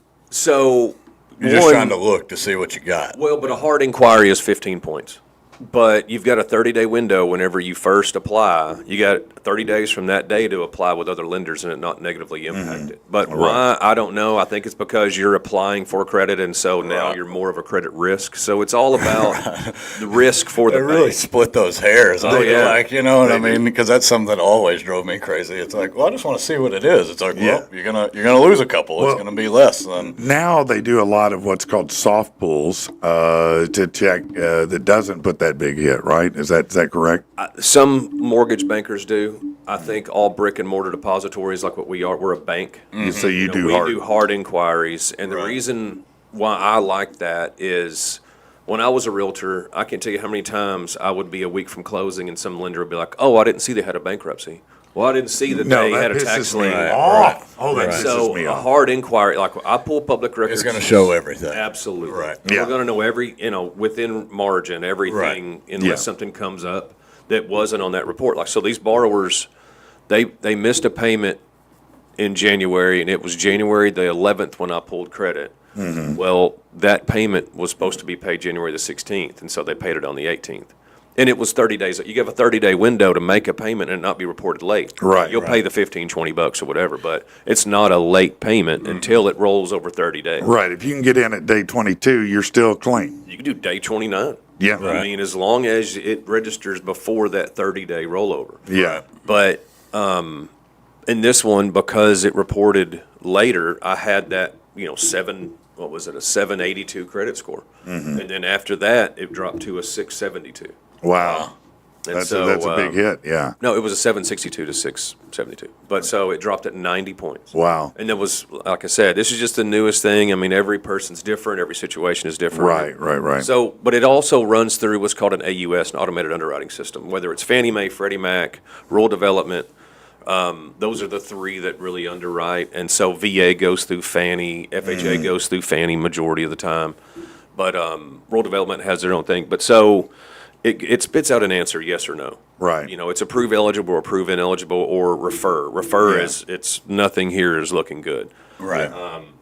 But so it's not like I'm sitting behind my desk smoking a cigar, drinking a whiskey, going, "I like you. I'm going to give you $200,000." No, that's not the way it works at There's all. ways to navigate it and strengthen a file. Like, I try not to just get everything I need from, I try not to, if I don't need your 401k statement, I don't want it. I want to give, I want exactly what is needed to do the loan and not a single piece of paper more, because I don't want to create more problems. Here's another thing that, oddly enough, I see more times than I can count, which is somebody will call me and they'll be talking about a property, and it'll be my first time talking to them, and they go, "Now listen, I've got 10,000 down." Normally, when people start talking to me right up front with how much they have down, it's because they think that dollar amount will make their credit somehow better. Right. It doesn't. Either way, your credit's the same. If you have 90% down and your credit sucks, you still don't get the loan. Right. It's really that simple. I mean, you can't overcome a lot unless you have 100%. That's buying cash. Okay, Right. You can't overcome that. There's no amount that says, "Oh, this will buy your credit up." You might buy points down, but you're not buying your credit up. That's correct. Right. Yeah, a credit score is a credit score, and we're Yeah. going to pull it. It doesn't matter. Yeah. But so also on that, credit's a racket. I think it's a racket. Of You course know, it's if a you racket. pay We everything know off, that. if you pay everything off and you don't have a single revolving debt, your credit score drops every month. Yeah, no, it's terrible. Yeah. They want you insane. to have bills. They want you to and make have payments revolving debt. because it shows that you can manage it somehow. But it does seem Right. really counterintuitive, doesn't Well, it? and then, student loan debt's a big thing. People have so much student Oh, my loan God, debt. yeah. And then they said, "Well, I filed bankruptcy to get rid of that." I was like, "That's the one thing that doesn't come off No. in bankruptcy. Right. It No, it follows you for the rest of your Yeah. life." And that can be a pariah, the student loan debt. Absolutely. Because, if you're on a deferred payment schedule, we've got to report at least half of 1%. And so, you owe $200,000 of student loan debt, and your income doesn't offset that enough, then that's an issue that'll follow Right. you. Yeah, right. And then I give these conversations regularly how to build credit, but get a credit card and use the hell out of it. Right. Like, fill up your gas tank in your car, buy groceries, and as soon as your ass pay it is off. back in your seat, pay it down to $10. Yeah. Yeah, no, Don't leave pay a it small to zero. balance. But you can pay the interest on $10. But Right. if you use a credit card, and don't let it revolve to the 24th, just use it, pay it, use it, pay it. And again, you might be saying, "But my credit sucks. How do I get a credit card?" Well, they have the ones, and I know it's not the favorite thing to do, but it's one of those where you put $500 in, and they give you $500 in credit. Right. And Secured credit card. It's a secured credit card, but using that, you use that for 6 months and make payments on time. I guarantee you that you're going to get the next credit card that's unsecured. You're going to start Absolutely. getting offers. My bank has them, U.S. Bank has them, Bank of America, Regions. I would imagine all of them have them Yeah, now. yeah. But it is typically a $500 or $1,000. I mean, I don't know. Yeah, Depends on what but bank it is. That's a great way to start. Another way is, let's say you need a vehicle. If you go to Fitz Auto, even though they work with people who have credit history issues, they report to the credit bureau, even though they're their own bank. So they will help. That helps you reestablish as well. Well, but that being said, too, I know that Fitz Auto's done you very well. Yes, I yes, don't ever hear any negative about them. Mm-hmm. But there are large chains of, I'm trying to be delicate about this, not get myself in trouble, too. Large Yeah. chains of used car dealers Yes. that are absolutely predatory. Yes. And Yes. they'll there sell are, you a there car, are. and the motor blows up a month after you got Yeah. it, and they will still put you on a default, and you will have Yes. a repossession on a vehicle that you're making payments on that probably up on didn't you. have a stitch of oil in it whenever Right, you right. bought it. Yeah, that is not them. And so I be can careful. promise Well, you. and I know that. But I mean, that's I why I hear did you. But that- that's a that fair segue. statement because not every dealer is the same dealer. Now they've been here 30, but some almost 40 years, and I know all those folks over there, and they do take very good care of people. I've seen them repair things, do things, all that stuff. Well, there's a but- company that I'm not going to say the name, but Yeah. it's just be careful. No, you have to be careful because some of them have predatory rates. They'll tell you, "Oh, well, your credit, it's 22%." You know what?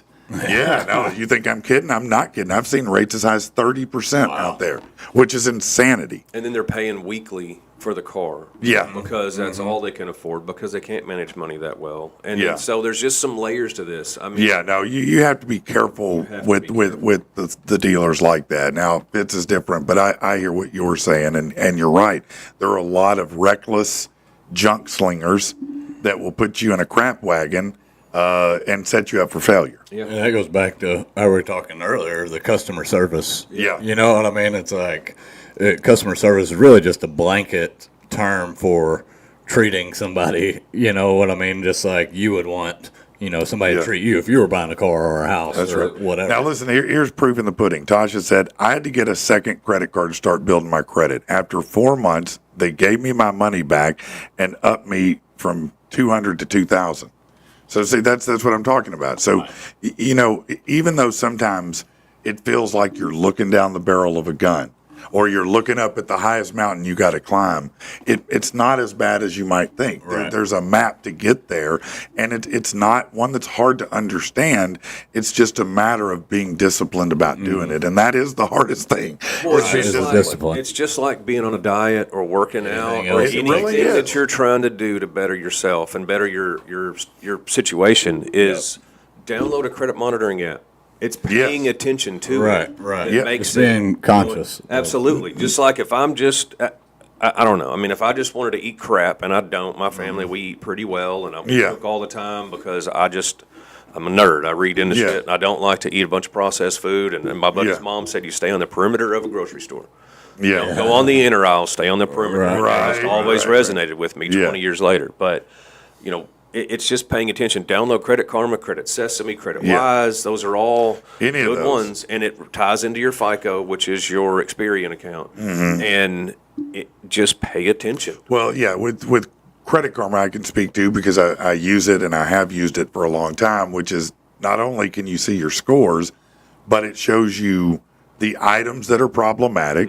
It gives you an option to dispute it if you disagree with it. And sometimes things are wrong, but Credit Karma will give you the roadmap, and they'll even begin to suggest, hey, there's a 75, 85% chance it'll tell you the number that you would be approved for this card. It will show you as you're improving and grow, and it will help you become better at managing that process. And let's say that I come to you, man, and my credit score is not good enough. Maybe it's a 580. What are you going to suggest to someone like that? I'm going to suggest to not let me or any other lender pull your credit, first of all. Yeah, Because it's 15 points that you shouldn't be wasting. that's right. And so I always, if somebody tells me they don't know, well, that's a red flag. Yeah. So, all right, before I do anything, I want you to download one of these apps, and then you tell me what it says. Yeah, if you tell me you don't know your credit score, we're not looking at shit. I'll tell you that right now. Well, I mean, but Until I that's- look at your credit and I know you're all right. let's have a conversation, Yeah. And then also I tell them, don't go get in a realtor's car and try to call and look at houses, because what's going to happen is you're going to find that perfect house, and you're hamstringed. You can't get it. Yeah, you're not. So yeah. then whenever you finally can get approved, 6 months, a year, 2 years later, whatever it is, everything is going to compare to that house that you love that is not available and you couldn't buy it. Well, and I have, clients like that where, we meet, we talk, and then we strategize, and it's like they're just short. But if you'll follow X, Y, and Z, then come back to me. We can do this, and we can make magic. It's typically that credit card conversation that we just had. Yeah. That's my first objective for us to achieve is, get one of these credit cards. If it has to be a secure credit card, whatever. There's a realtor that's one of my referral partners, and she's kind of part-time. But whenever we crossed paths 3 years ago, now she had no credit. Like, she had one credit score, and it was bad. And then now she's like a 780 because of doing the credit card thing. She got a secure credit card from my bank, and then it just progressed, and then she got more lines, more credit lines, and then now she's got really good credit. But, I mean, also, when you get really good credit, when you start getting above a 700, your email is going to fill up with, hey, you could do this, we can do this loan, and do that loan, whatever. Stay in your lane. You don't need all that crap. No, you don't.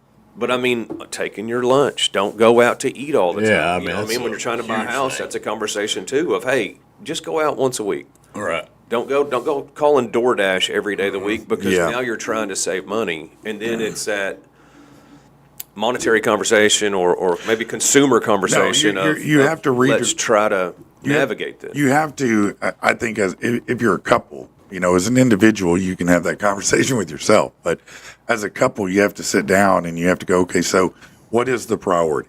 I know we want to be entertained. We want to eat, this. We want to do this. But what is our number one goal right now? Mm-hmm. Because that's where we need to be focusing our savings pocket at. Right. And you cater, you move yourself around that, mm-hmm. and you go, yeah, if we can't put this in this week, then we're going to eat less fast food, or we're not going to go here, we're not going to go there, right. And we're going to make sure that we're committed to doing this, and making this happen. Cut out all that other BS that's not contributing to your feet. And it's tomato season, guys. You should be eating sandwiches. Yeah. Exactly. I'm eating a sandwich every damn day because I love fresh tomato. But people will make excuses and they'll drive through every day. And it's now, it's you can get a $5 meal, but you don't. You go in there and you get the $8 or the $12 meal. Yeah, that's just how it goes. And you do it. You just think about that. You do that 4 times a week. Mm-hmm. Well, that's $50 right there. That's $200 a month that you're, throwing out there. Right. Well, you're also eating shit. Yeah, that's the other thing. You're not actually eating food. Yeah, and it's full of sugars. But a lot of times, shit is delicious. I mean, I agree with you.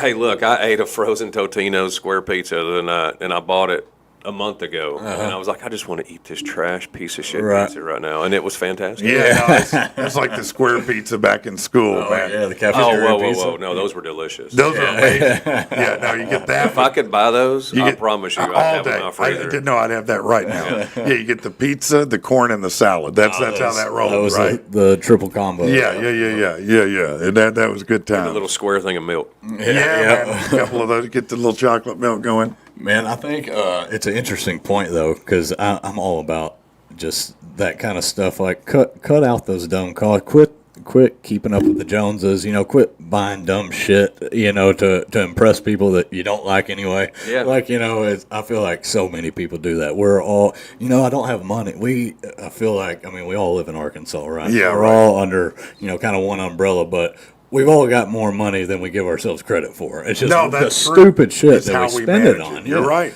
And that's classic, like, entrepreneurial mindset. Like, cut out that stuff, I work with a ton of immigrants, like, in the construction field. Sure. And that's what they tell us. They said, man, that's the problem with you Americans. Yeah. No doubt. We don't buy stuff we don't need. You know what I mean? We're buy a loaf of bread and lunch meat and stretch it. Or they don't eat lunch. Yeah, right. That's another thing, too, is where I'm trying to retrain myself because I'm struggling with this and it's something I'm working through, but is giving up breakfast and lunch and just having, one meal a day. Intermittent fasting. Yeah, and that's what I'm trying to get to. Mm-hmm. My brain, though, keeps telling me otherwise. Right. And I'm fighting myself, so I'm working through it, and I'm getting better. Mm-hmm. Lunch is easier so far to give up. There's something about when I wake up, my brain says, go put something in that. No, I'm not even going to say that. Go on, man. You're almost there. Almost had you. No, I got pause before the pause. Getting close. Yeah. Go eat something now, to go with that coffee, and life will be good. But really, it's not necessary. Mm-hmm. And that's another thing. Coffee's huge. I think I told you this story a couple of weeks ago, but I had a buddy just telling me of his financial troubles, and we're just shooting the shit. And then he said, all right, well, I'm about to go to Starbucks. You want to go with me? Oh, and I said, dude, we just talked for 30 minutes about $8 coffee, bro. But it's just shit like that it's like, look at where you're spending your nickels and your dimes and your dollars and start to cut some of that shit out. I make coffee at home. Exactly. I would be sick to my stomach to drive through. Right. And why do we have so many coffee places now? Because people are buying them. There's like 20 different. I remember when it was just Starbucks. Now you got 7 Brew is the shit. Lucky 7 that's Brew. The one. Yeah. You got 7 different ones. Scooters, I think, or something like that. Front. Yeah. Dude, in Conway, I would guess there's probably over 30. There's 30 to 50 coffee places. You guys do understand that you can get a Keurig and make that shit like in 30 seconds at the house. Right. Man, I'm a Folgers guy. I've got a 12-cup coffee pot. Oh, you got the regular coffee pot. And hey, that shit's $20 for the jug. Yeah. Yeah. Big tub of it. It'll last Bucks you now. forever. Yeah, but that shit was $9 a year ago. Right, but you know what? You can also get the metal Keurig cup. Oh yeah, add your own. And put the has a regular screen. coffee in it. Yeah. Just drop it in what there, we do. and boom, you can get the best of both worlds. Then. But again, that's where I could save money. I do buy the K cups, Right. Because I like. Look, if I can't eat sweets, I can have Snickers coffee. I can at least trick my brain into thinking I'm getting something good. Yeah. My stevia and my Snickers coffee. Right. Have you ever done a water fast? Just like a 3 or 4 day fast? Man, do I look like I've done a water fast? No, hell no. My wife did that last year. I would love to do that. The thought of that is probably harder than After the honestly 3 days. after the second day, you can stretch it. But I mean, you also need to take like some bone broth. Yeah, I mean, that's you need to electrolytes. have Yeah. something Yeah. getting into your system. Because all of our water is coming from the fucking tap or filtered or whatever Yeah. too. So Yeah. it's not like we're getting mineral water. No, So, I mean, you're right about that. But No, that's I've gone in the rabbit holes on different stuff. But there was a physician I was watching a video on, and he said if he got diagnosed with cancer tomorrow, he would do a 7-day water fast. Yeah. Yeah. Was it Gary 100%. Brocco? Yeah, Yeah. because Yeah, after yeah, day yeah. 3, your body starts breaking down the bad cells and Really? consuming them for energy, and so then your cells start producing. what is it? How long do they say you can go without food? 21 days? No, No, I think Kevin. it's- No, I think you can go a while now. I heard Kevin I saw the same podcast. on Rogan. He said he went 45 days. Kevin James, big King of Queens, Kevin James.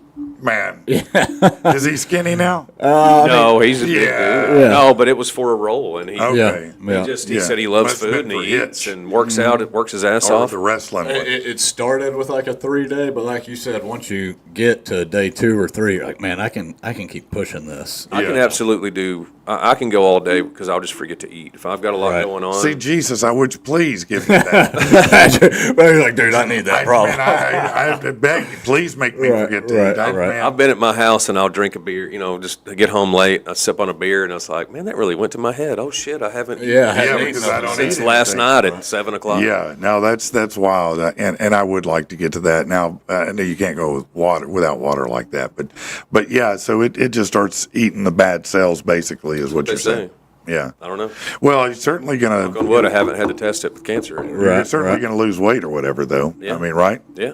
Is that what you've been doing, by the way? Is fasting and stuff? No, I've just been helping a buddy with his company and just working a lot outside too. Yeah. In my free time and. So you've just been on the grind, actually. Oh yeah. Yeah. I like shout working. out. I'm a banker that has calluses. I like working. Yeah. That's You're what's right. up. Right. I like Right. it. No, I know that's right. Shout out to everybody that's working out in this heat, dude. Oh, man, it's crazy right now, Killer, isn't it? man. Well, and it's the time of year too where everybody's kind of pissed off because it's so hot. It's Yeah. the first real heat wave of Yeah. the summer. Right. And We had Yeah. the 2 months of rain, and now Right. we're just like in Yeah. this humidity dome. well, and it's when people see a couple of guys arguing on a job site, it's like, yeah, it's hot. Yeah. no, Oh, yeah. There's the truth that Shit's crime does gonna go happen. up when it gets hot. Oh yeah. 100%. But yeah, I know for a fact when I walk out into the garage and start sweating immediately, it's like, yeah, it's Arkansas heat right Yeah. here. You suck This that is what- cigarette down faster.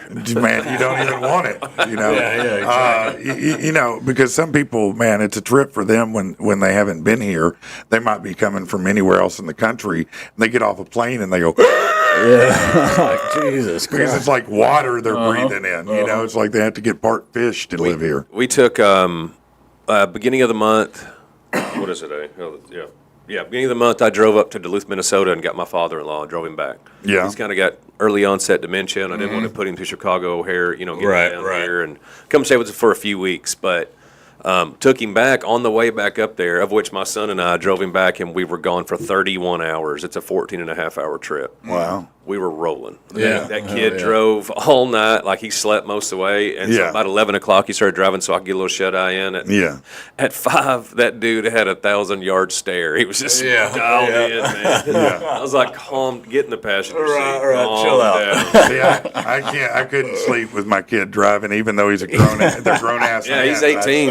I'd still be like, nah, I can't sleep with you driving, bro. I'm sorry. It wasn't well. I had to put earbuds in. Yeah, But right. he likes 90s music, so we're jamming, Oh, that's jamming good. out. That's It was ridiculous. But finally, I was like, hey, turn it down just a hair, dude. Yeah. I've got to get some rest. Yeah, I But can so only hear anyway, so much Metallica, bro. I'm trying to get us some rest. Yeah. driving up, the GPS tried to detour us through Chicago because of an extreme heat advisory.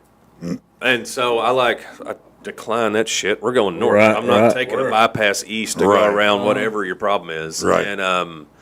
And then, so we get up there, and the temperature was like 96. Extreme heat is home. advisory. And then we talked to him yesterday, and I guess my mother-in-law was like, "Oh, how's the weather down?" Because she's a Yankee, you're right, from Minnesota. How's So the weather anyway, down how's there? the weather down there? Because we had this weather, and I was like, "Cammy, this is just Arkansas. Right. Yeah. This is just how I've seen it 110. Like, Yeah, you know, no, they said New Jersey was struggling because they were at 101. I was like, yeah, come live in Arkansas every day in August and understand that temperature, you know. Yeah, I think that's the worst part right now. We're like, man, it's June. Yeah, right. Like, you know. Well, it's almost July, though. Yeah, Come on. yeah. But yeah, it's heating up pretty solid, isn't it? Right. you don't have plans for the 4th? I don't know. I have to ask my wife if I do.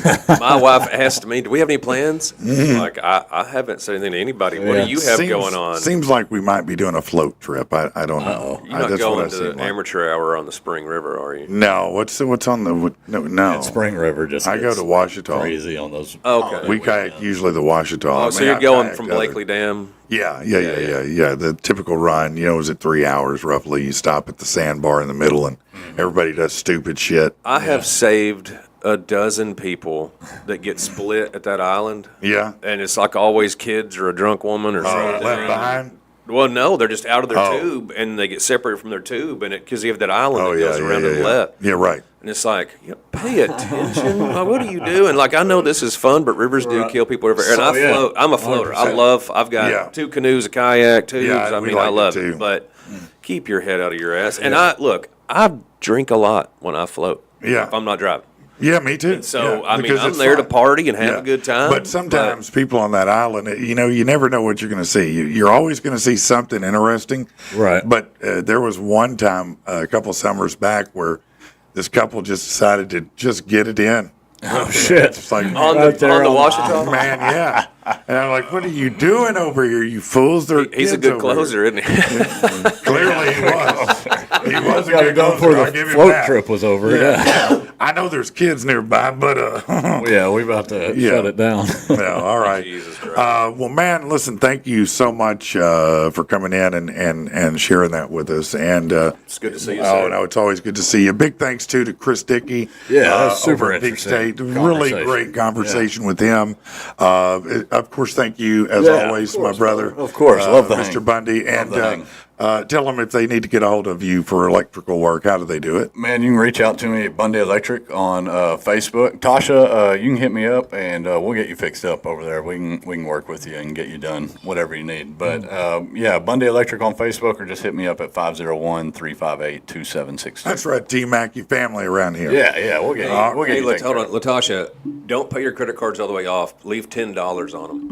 Just leave a balance on them. Even though you're paying interest on that $10, it'll help you out too. I mean, I don't know if you're trying to work on that or not, but it'll definitely increase your scores. Yeah, you could get to a 900 then, Tasha.